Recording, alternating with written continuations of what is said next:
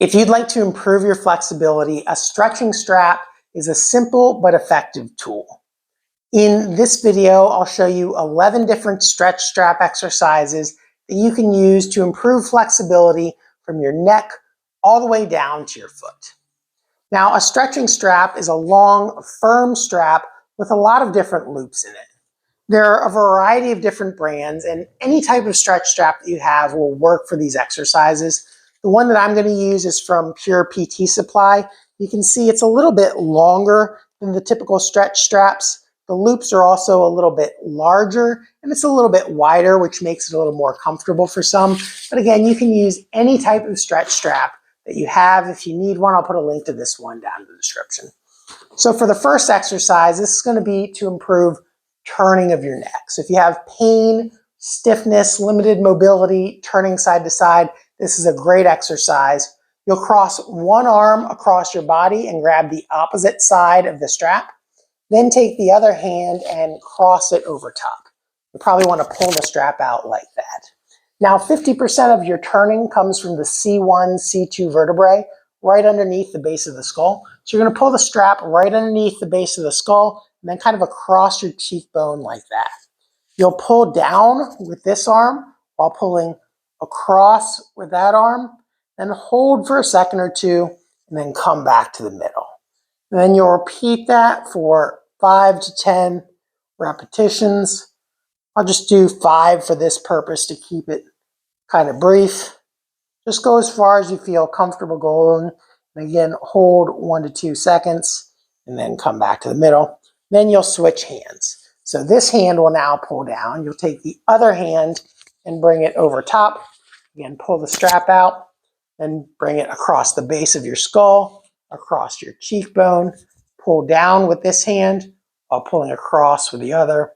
Hold 1 to 2 seconds and repeat for 5 to 10 repetitions. Again, just going as far as you can comfortably. So that's the first exercise. The second exercise will also be for your neck. This one's going to be more for the base of the neck. This is good for people who have pain or difficulty with looking up. Additionally, if you notice that you have sort of a hunchback starting, this is very good to help decrease that. You want to pull down across the base of the neck like that while kind of arching your neck over that strap. So you're creating a fulcrum right at the base of the neck while pulling your neck back across that. This isn't a huge movement looking all the way up like this. You're just trying to improve the movement right at the base of the neck. So pulling down that way, kind of chicken necking back across it like that. Now the next exercise is for people who have stiffness right over top of the shoulder, particularly if you feel like there's a really hard knot there. That actually might not be a knot, but rather your first rib. Most people don't realize that your first rib comes right underneath the collarbone. So it's really high up there. And sometimes if you have a spasm in your neck muscles, your scalenes right here, they can pull that first rib up into your collarbone. This is also good for people who have thoracic outlet syndrome or who have numbness and tingling going down one arm. So you'll sit on one end of the strap and then pull the other end over top of your shoulder. So if this is the arm that's affected, you're going to pull down over top of the shoulder blade, pull down like that, and kind of pull across towards the opposite hip like a seat belt in a car. Then you're going to keep a pressure down here. So once you have that pressure, keep that pulled down the entire time. That helps hold the first rib down. And then tip your head towards the opposite side. So that helps stretch out the scalene muscles while keeping the first rib that they attach to held down. Also note that you want it to hit as close as possible to where your neck meets your shoulder, right in there. You don't want it out over the tip of your shoulder down here because that's going to pull your shoulder blade and collarbone down. But instead we want to get right where the neck meets the shoulder and pull down like that and then just tip to the side. Often there is one side that needs it more than the other side. So you may only have to do this on one side, but you're certainly welcome to try it on the other side and see how it feels on the other side as well. So next we're going to go down to the actual shoulder joints. And these next two exercises will improve the mobility in the shoulder joints. This one is going to be called a pass-through. And you want to take the strap and stretch it out wide like this. It helps to stand up for this because you're actually going to bring it over top of your shoulders. This helps stretch out your chest and the front of your shoulders and then come back down. And ideally, you want to be able to come all the way full circle, kind of passing through the strap like this. Now, the wider out on the strap you grip, the easier it becomes. If you grip a little bit more narrow, that makes it a little bit harder. And you'll notice you probably can't get as far with a narrow grip. That's about as far as I can get. Wind it out just a little bit and you can get all the way around. So use the width that feels comfortable for you and then just go back and forth like this. If you can't go all the way around like that or it hurts too much to do so, don't go to the point of pain with these. Just do what you can comfortably. So if that's as far as you can go, just start with that and work up to going farther as you feel able. The next exercise will be for shoulder internal rotation, or the motion of reaching behind your back. For this one, you're going to take the strap, loop it behind your shoulder, and then put your wrist and hand through one of the loops here. Now you're going to pull up using this hand. You can actually kind of use your shoulder like a pulley and do that where you're pulling down. But the net effect is you should be trying to pull this hand higher up onto your back. Now there's a muscle that does the movement of internal rotation. It sits right underneath your shoulder blade. It's called the subscapularis, literally meaning underneath the shoulder blade. And you can strengthen that muscle while doing this as well. So pull up as far as you can into internal rotation and then try to lift your hand off of your back. And you might notice that this is kind of hard to do. Hold for about 5 to 10 seconds there and then relax and then pull up just a little bit farther with the strap. Lift off, hold 5 to 10 seconds and then relax. Pull up a little bit farther, lift off, hold 5 to 10 seconds, and then relax. So that was to improve shoulder internal rotation. Next, we'll go to thoracic extension. Your thoracic spine is the middle back around the rib cage. And many people with stiff thoracic spines don't actually have pain in the thoracic spine, but rather that can create either neck pain or lower back pain. If you're too stiff in through this area, then it can create excessive movement up here or down there.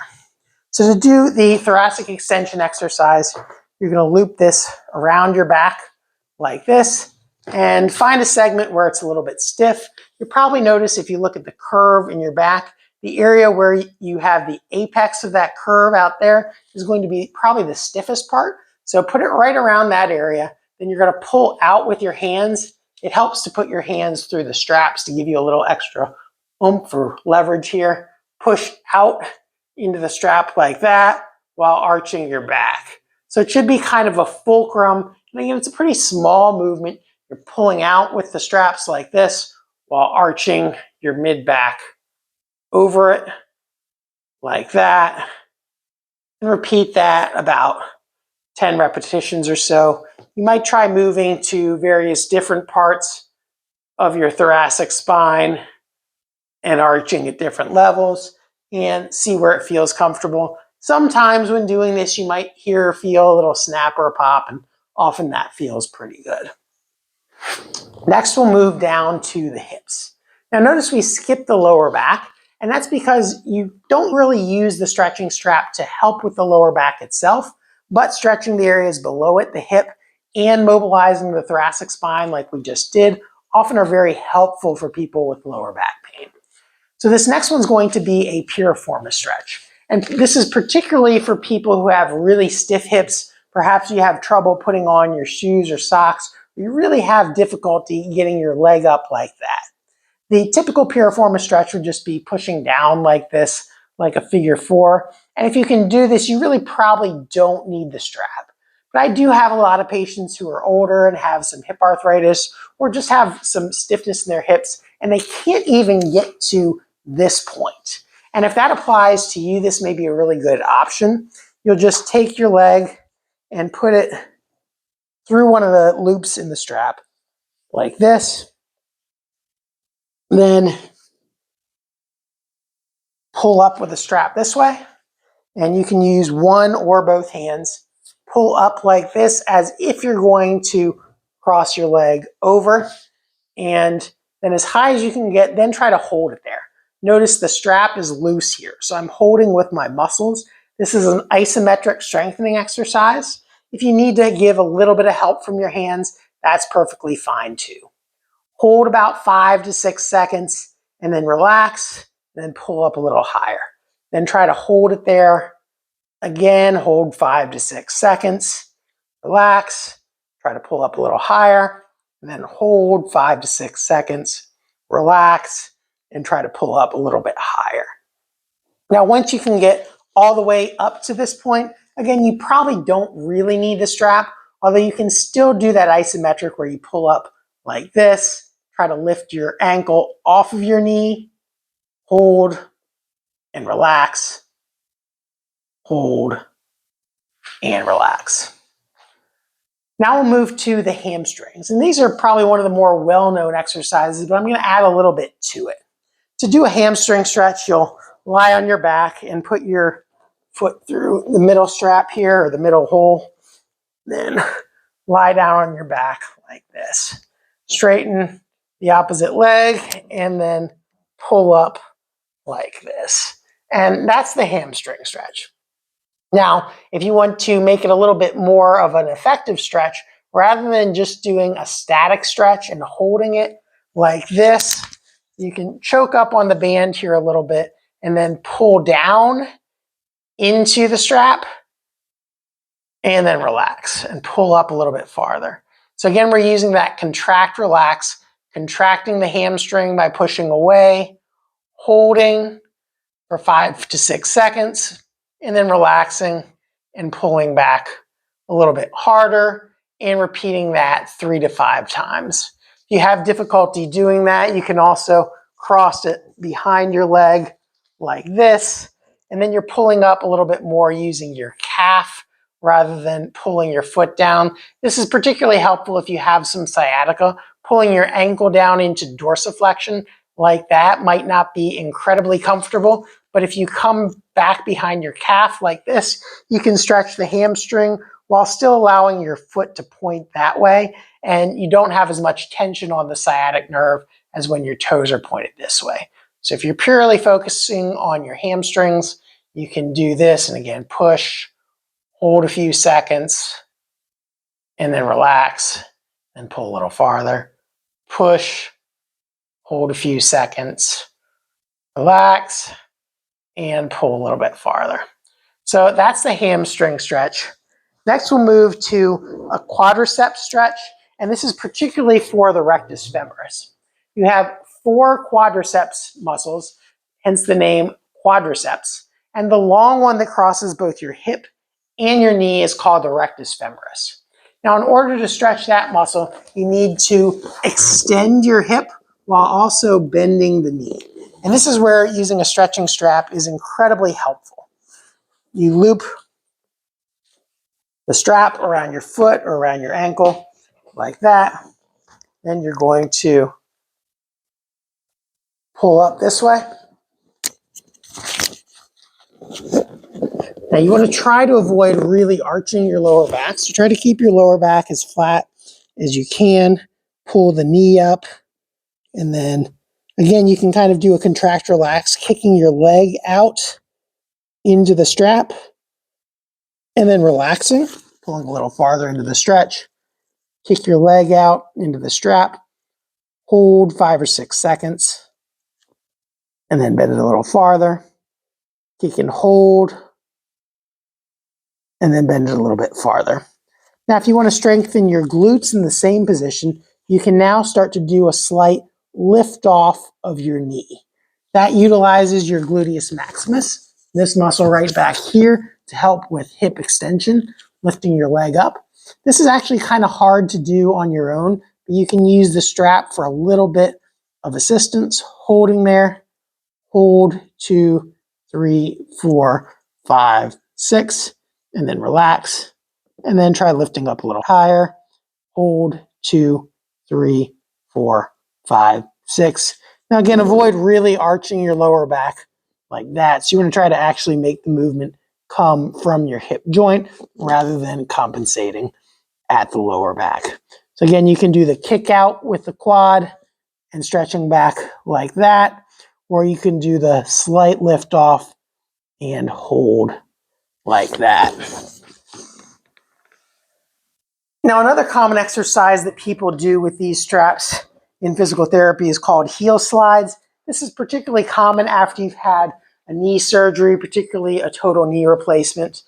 You can loop the strap around your foot like that. And there are a lot of different ways to do it. You can just pull up and down like this. But once you get to a certain point, the strap becomes parallel with your shin bone. And so you're really just creating compression, pulling up this way.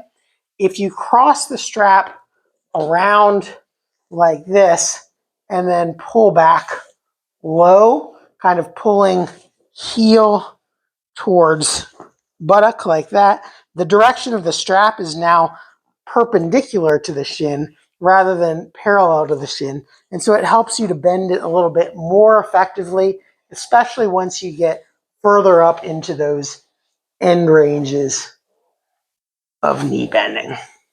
So that's the knee flexion stretch. And then we're going to move down to the calf.